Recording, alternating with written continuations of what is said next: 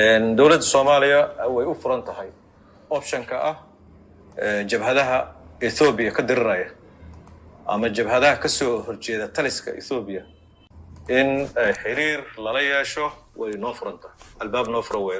meeshan bad iyo deked maaha waxa la isku haysto qol haddaadan fahmin meesha waxa ka jira Ethiopia waxay rabtaa ciidan bad bay samaysatay iyadoo bad lahayn dhulkaaday rabtaa inay qaadato qaalib bad uma socoto dowladda Soomaaliya way u furan tahay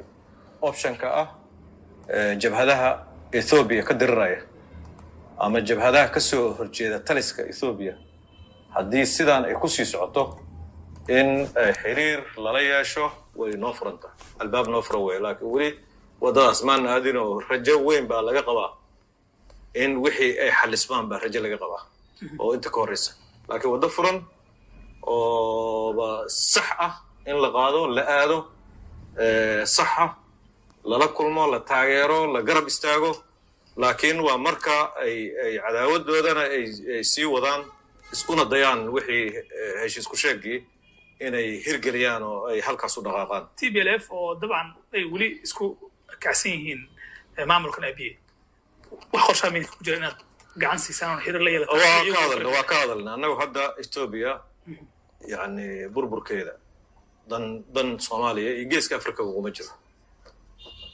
لكن هدي معارض كدولة الصومالية أي كو السعودان أو كو حاس انفصالين تا وقون قوسط كا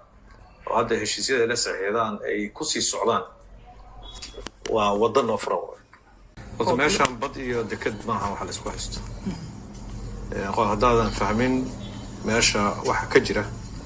ama nuxurka heshiiska MOU-ga lala galay Ethiopia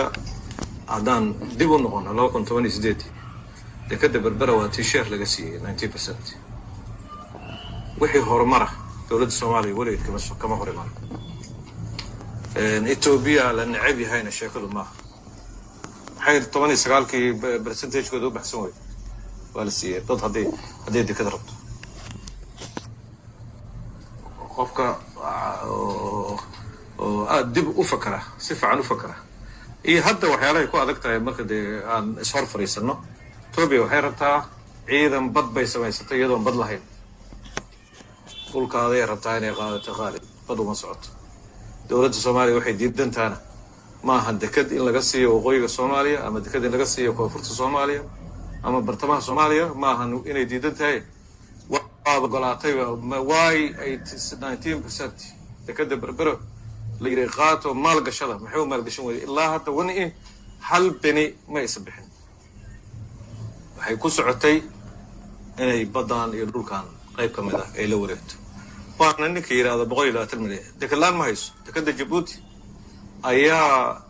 waliba infrastructure leh railways tareenka wax kasta lagu qaadayo Djibouti meesha ugu dhow dekad ay maamulayaan ayaa Djibouti laga dhaxsiyay oo waliba ay jaban qiimahaan aad u jaban uma socoto dekad waxay u socotaa dhaxalka cunugaada dhaxalka wiilkaada dhaxalka jiilasha soo socda inay la wareegto waliba meesha istaraatiijiga oo baabalmanda oo meesha taawir zeelaciyada halkaas adduunka controlkiisa oo dhan baddaas marinkaas adduunka waxa maraya badeecadaha boqolkiiba in badan baa mara badeecadaha dunida boqolkiiba 70 marka qaarkood qayb baa la yiraahdaa oo u socda Yurub iyo meelahaas u socda boqolkiiba 40 badeecadaha meelaha kale u socda meeshaas marinkaas yarka hirta inay kontrolsho ciidankeeda u samaysato haddii dekada rabto ciidan bad ma samaysateen Uganda badlaana South Sudan badlaana muxuu ahaa Rwanda Burundi kulli wadamadaas oo waysan waxay ciidan badeed u sameeyeen way maraakiibta badeed u sameeyeen way ciidan badeed عادة تنزانيا استعمالان مومباسا استعمالان سنة بدقلية كل استعمالان هجيس بيكون استعمالان marka waxa la diiday yahay dowladda Soomaaliya diidada marna ma ahan dekada isticmaalkeed waxa weeye presensiga iyo ciidanka iyo dhulka la wareegayo oo la leeyahay musabix ma noolaan karo konton sano kadib ma noolaan karo adigaan hadda hadlayaa konton sano ayaan garanti aad haysan jiilasha soo socda waxaysan iska kicin karin in hadda loo soo jiido ma oo kor qabsanayo taas marka halkaasaan rabaa inaan ku koobo هذا اللي كان علاقة سميستها TPLF waxaa soo baxday warar la xiriira inaad dacwo ka gudbiseen qaar ka mid ah diblomaasiyiinta